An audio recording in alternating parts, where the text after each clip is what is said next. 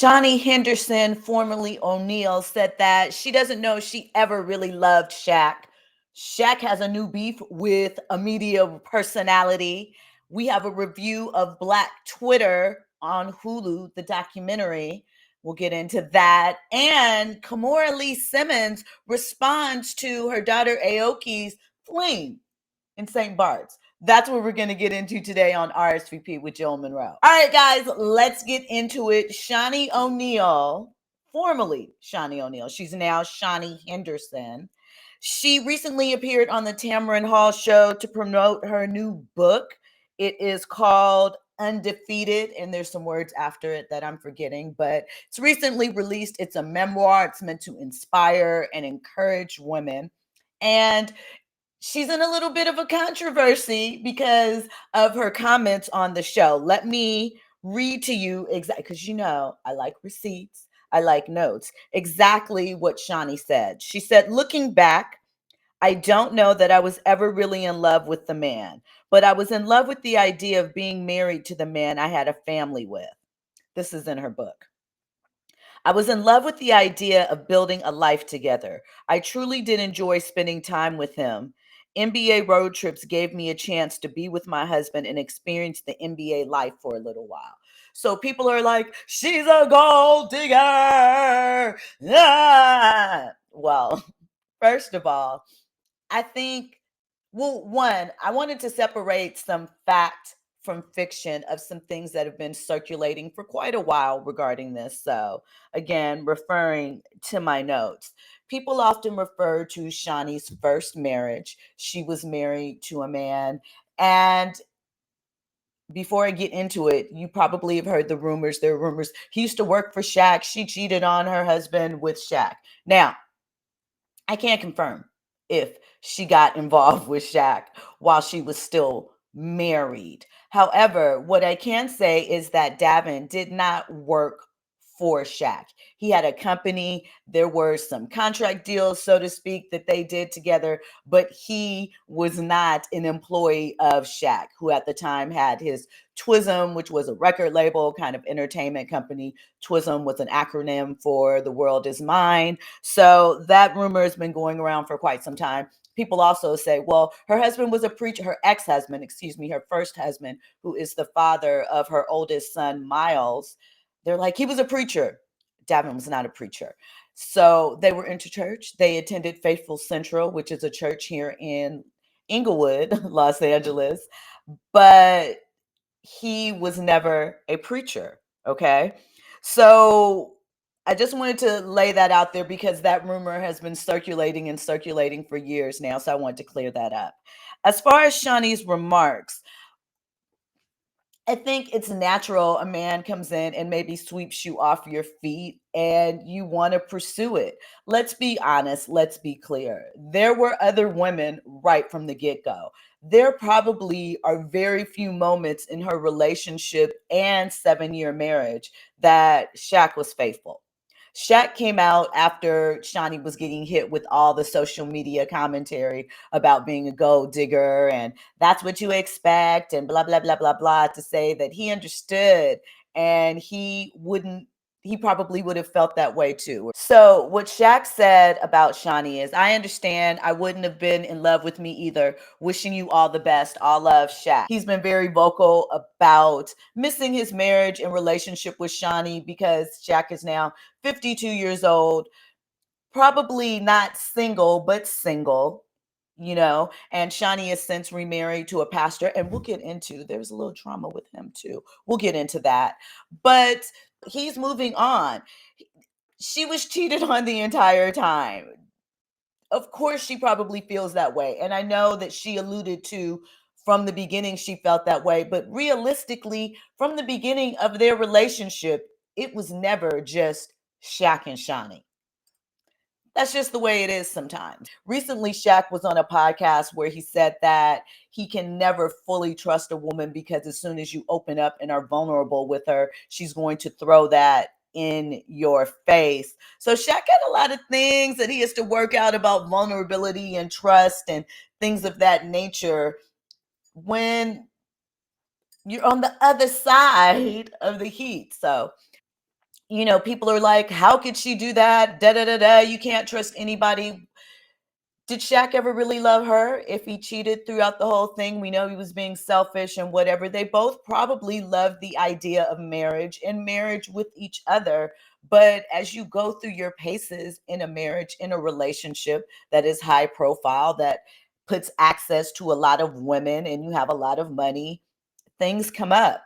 And I think on both their parts, they probably, at least at the time, wanted to pursue it, wanted to make it work in theory, but here we are. So I think you should cut Shaunie some slack. She also says that her current marriage is, of course, because the current one is always the best one.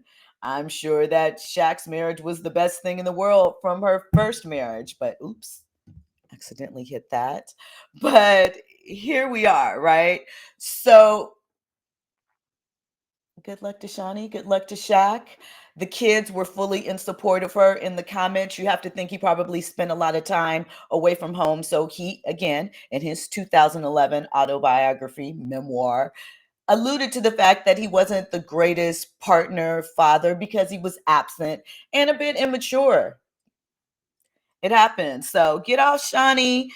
She's moved around. Her husband has received some flack because there was video of him in a sermon, much like we saw with Juanita Bynum a couple of months ago and some others, where he was shushing a congregation member because in the moment she was crying and screaming out. I don't know, man. I understand how that can be disruptive to a service, but can you dictate how someone gets the spirit? He said that this was a reoccurring thing that happened with this particular parishioner. Why don't you have anybody on standby to escort her out, especially if she is a part of the choir? I don't know. A lot of little icky politics there, but shout out to them and their new life. I hope it works. I hope that they are very happy together and are solid. You want love for everybody in peace. So moving on from that to Shaq's latest beef. Everybody's coming for Shannon Sharpe. It is the year of the beef. We know there's so much beef going on, so many beefs that we have talked about. We're going to talk about a few more in a little bit. But of course, Shaq and Shannon Sharpe are beefing because during the awarding of the MVP award in the NBA, which went to the Joker, Denver Nuggets star, the Joker, Shaq let him know that in his mind, he felt that Shai Gilgeous-Alexander, I think that's his name, plays for OKC, should have gotten the MVP. And it sparked another conversation about what merits an MVP. I think the actual rules and what people utilize to break down an MVP is sort of individualized. There's some people that collectively agree on certain parts. There was a time when it used to be the guy on the team with the best record, that's the best player, that's the MVP. Don't know if it's still quite that way, because if it is, to Shaq's point, Shai should have gotten the award. But anyway, he and Shannon are beefing because Shannon said that Shaq's problem is that he was never considered the GOAT in his career, because obviously Shaq didn't take care of his body, as we all know. He didn't take care of his diet. He didn't work out. And so, yeah, man, they're going at it. They're going back and forth. Let's play a little bit of Shannon's commentary. We're going to see another guy, Shaq's size, with his athleticism, that was as dominant as him. Shaq should have 5 MVPs. He sees a guy like Nikola Jokic that's not as dominant as him and gets 3 and 4 years. But see, when you historically great, they talk about you as great basketball player, the GOAT, and Shaq is never brought up. And I think a part of him is envious of that. When we talk about the greatest basketball players of all time as far as the GOAT conversation, Shaq's name is never brought up in that? Yeah. It's hard for me to put somebody in the GOAT conversation with 1 MVP, regular season. It's hard, Gil. So Shaq said in response to this, and he dropped a diss rap. Oh no, Shannon Sharpe, man, you're way beneath me. Your whole demeanor is faker than new rapper Beefy. You're soft, before you get fly, you rather tweet me. I was in 3 different cars when you was in 3C. All I see is dollar signs, they come in 3D. Make it hot, ain't no way around my degree. You are not. Which, again, it's the year of beef, but Do we really want to hear another Shaq diss rap in 2024? I mean, is he hopping on the trend? Clearly. But Shaq has been dropping diss raps for years and years and years. So look, his beef with Shannon Sharpe, a mess. Let me get into what Shaq's response was before he dropped the diss track. You took me sticking up for Shay as jealousy of Joker. Shows how smart you are and how you say anything to get clicks. So here's some clickbait for you. If you ain't ranked in the top 10 in your profession, then you can't speak on me. Don't forget, I know what you did to get where you're at. Me jealous sounds like you jealous. I know you're trying to stay relevant by gossiping on your podcast. We don't believe you. You need more people. In your case, you forgot 4 rings, 3 finals MVPs, top 50, top 75. Google me. And to be frank, all of this new success you got, you still under me. You don't know my work ethic. But according to you, I work less. But I'm worth more than you. Make it make sense. Love you too. If you need help making money, it's better ways than gossiping. I'm too old for this stuff. Love always, the most dominant big man who ever never took it all serious. Remember, I don't know you. And in the words of Skip Bayless, I'm better than you. Shaq. Shannon went on to say that he admits that he is not necessarily the number one option at his position, but he is a Hall of Famer. He does have some skin in the game. And I think this is just, ego fueling this back and forth. People have a lot of opinions. Could Shaq have done more with his career? Of course, but we're beyond that. But I do feel like he had a point in the reasoning behind him feeling that Shea should have gotten the MVP. Now, the question of whether it was tactful to drop that during the TNT broadcast when Joker was being presented, I think he called himself, letting him know up front, not being fake. Hey, I said this 2 minutes before, but we'll see.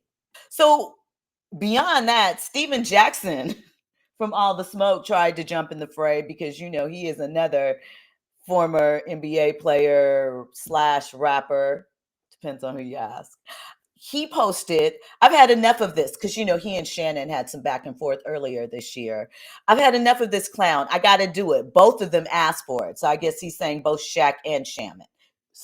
Both Shaq and Shannon asked for a real rapper, I guess that's Stack, to get into the mix. So he's dropping something. He said, loading my inner Pimp C. No song, just some truth. Taking it down cuts. I love my followers. You're right. My energy is different. And I know they ain't on that, nor built like this. Everybody just wants to get in on the fray and get in their beef and let go of the image of kumbaya, all of this stuff that was supposed to be going. People don't always like each other. And I guess 2024, thank you, Cat Williams, was the year for everybody to get it off. Speaking of beef, shout out to Kendrick. Shout out for Kendrick for allowing it to be played on YouTube without getting strikes against people's accounts so they could review it, discuss it, play it, and keep it monetized. That's big. Merriam-Webster, the dictionary, got into the beef on Twitter, X. They provided the definition of what a diss is, a noun, an insulting expression of disrespect or criticism. Oscar Mayer also got into what's beef with hot dogs and some of that. This thing is going far. So let me give you an update. As far as Spotify streams, Kendrick Lamar's catalog has tripled since Euphoria came out on April 30th. His streams were up 130% as of May 3rd, and his monthly listeners are up 10 million, which is about 20%. And this is according to Carl Cherry, who works at Spotify. So let's get into Kimora Lee Simmons. Look, we talked about what was going on with Aoki Lee and her little fling with a considerably older gentleman on vacation. Looked a little awkward, ended rather quickly, and everybody involved seemed a tad embarrassed, right? There were theories back and forth on what was really going on, what drove Aoki to this. I have my own, which I talked about in a video. If you want to check it out, go here. So anyway, Kimora was caught by cameras, TMZ cameras, and they were asked what she thought about the whole situation. And she responded with, "That's a loaded question. I don't think she had in anything. She's a younger, pretty girl. We don't think that the toads we may kiss is going to be broadcast." She said that she thinks Aoki was set up. She doesn't go into by whom. She says there's definitely an age dynamic there. I just feel like she was set up a little bit. I was probably a little bit embarrassed, but you know me. I'm like, it is what it is, honey. Come on home. Let's go. Mama's got your back. He ain't coming. So there was also a question about Aoki's allowance. We know there was a period of Alive that she and Russell were on that I talked about in that previous video, where she was asking Russell to up her allowance. And Kimora was asked about that. She made it clear that Dad is not involved in Dad is not involved at all. She said any allowance comes from her. So the beef is still there, still strong, still intense. She said, Dad is non-existent. I do the allowance. People are back and forth about whether that was an appropriate comment about her child's father in the media. People have their opinions about Russell Simmons and the accusations that have been levied against him as far as sexual assault and harassment. So listen, it continues to move. 2024, man, intense. All right, let's get into this Black Twitter review. That is the Hulu docuseries. It's about the evolution of Black Twitter, how it started, where it was, how to find it, who was involved in it, what it meant to people, and the changes that have happened over the years. There were 3 episodes, an hour each. And what I have to say off the bat is that it was informative.